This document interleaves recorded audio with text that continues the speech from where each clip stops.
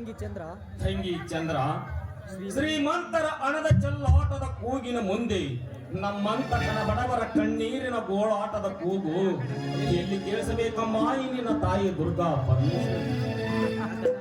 ಯಾಕಂದ್ರೆ ದೇವರಿಗೆ ಈ ರೀತಿ ಮಾತನಾಡ್ತಾರೆ? ಒಂದಲ್ಲ ಒಂದು ದಿವಸ ನಮ್ಮ ಬಾಳಿಗೆ ಬೆಳಕಾಗಿ ಬರ್ತಾರಂತ ನಂಬಿಕೆ ನಿನಗೆ ಈಗಿರ್ಲಿದ್ರು ನಂಬಿದವರನ್ನ ಕೈ ಬಿಡುವುದಿಲ್ಲ ಈ ದೇವಿಯನ್ನು ತಿಳಿದುಕೊಂಡಿರುವುದರಿಂದಲೇ ನಮ್ಮ ಅಜ್ಜ ಮುತ್ತಜ್ಜನ ಕಾಲದಿಂದಲೂ ಈ ದೇವಿಯನ್ನು ನಂಬಿ ಪೂಜಿಸುತ್ತಾ ಬಂದಿರುವೆ.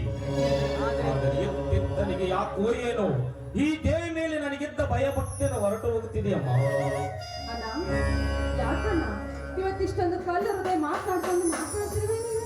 ಮತ್ತೇನು ಮಾಡಲಿ ತಂಗಿ, ನನ್ನ ಎರಡನೇ ತಮ್ಮನಾದ ಸಾಗರನ ಓದಿಗೆಂದು ಮಾಡಿದ 20,000 ಸಾಲಕ್ಕೂ 70,000ವಾಗಿ ಬೆಳೆದ ನಿಂತು ನನ್ನ ಎದೆಯನ್ನು ಆದರೂ ಮಾಡಿ ಆ ಸಾಲ ಮುಟ್ಟಿಸಬೇಕೆಂದರೆ ಬಿತ್ತಿದ ಬೀಜದ ಖರ್ಚು ಸಹ ತಗಲುವಷ್ಟು ಬೆಳೆ ಸಹ ಬರ್ತಿಲ್ಲಮ್ಮ. ಈಗಿನ ಹತ್ತಿರದ ಮಳೆಗಾಲದಲ್ಲಿ ಅಂದಾಗ ಸಾಲ ಕೊಟ್ಟ ದನಿಗಳಿಗೆ ಮರು ಹಣ ಕೊಟ್ಟು ಸಾಲದ ಬಂಧನದಿಂದ ಋಣಮುಕ್ತನಾಗಿ ಅವರಿಗೆ ನಿನ್ನ ತಲೆ ಮೇಲೆ ಅಕ್ಷತೆ ಹಾಕಿ ನನ್ನ ತಲೆ ಮೇಲಿನ ಭಾರ ಇಳಿಸಿಕೊಳ್ಳಬೇಕೆಂದು ಹಗಲಿರುಳು ಇಷ್ಟವಾದರೂ ನಮ್ಮ ಮೇಲೆ ಕರುಣೆ ಬರಬಾರದೇ ನಿನ್ನ ತಾಯಿ ಎಲ್ಲ ನನ್ನ ಸಾಲ ಕೊಟ್ಟ ಧನಿಕರ ಏನಾದ್ರೂ ನಿನ್ ಮೇಲೆ ಕೈ ಮಾಡಿ ಕಳಿಸಿದ್ರಿ ಚಂದ್ರ ಒಟ್ಟುವಾಗಲೇ ಕೈಯಲ್ಲಿ ಪೊರಸು ಹಿಡಿದು ಬೆಳೆಯುತ್ತಿದ್ದಂತೆ ದಿನ ಬೆಳಗಾದರ ಪೊರಸುವಿಗೆ ರಕ್ತದ ಅಭಿಷೇಕ ಮಾಡಿ ಹುಲಿಯ ರಕ್ತವನ್ನು ಕುಡಿದು ಹುಲಿಯಂತೆ ಕುಡಿದು ಹೊಡೆಯುವ ನನ್ನತ್ತ ಮೂರನೇ ತಮ್ಮ ಶಿವನಿರುವ ನನ್ನ ಮೇಲೆ ಕೈ ಮಾಡುವ ಧೈರ್ಯ ಯಾವನಿಗಿದೆಯಮ್ಮ ಈ ಊರಿನಲ್ಲಿ? ಬಿಡಮ್ಮ, ನಮ್ಮಿಬ್ಬರ ಮಾತಿನ ವಾಗ್ದಾನದಲ್ಲಿ ನನ್ನ ತಮ್ಮ ಸಾಗರ ಓದು ಮುಗಿಸಿಂದ ಬರ್ತಿದ್ದಾನೆಂದು ಹೇಳುವುದು ಮರೆತು ವಾರದಿಂದ ನೇರವಾಗಿ ತಿಳಿಸಿದ್ದಾನೆ.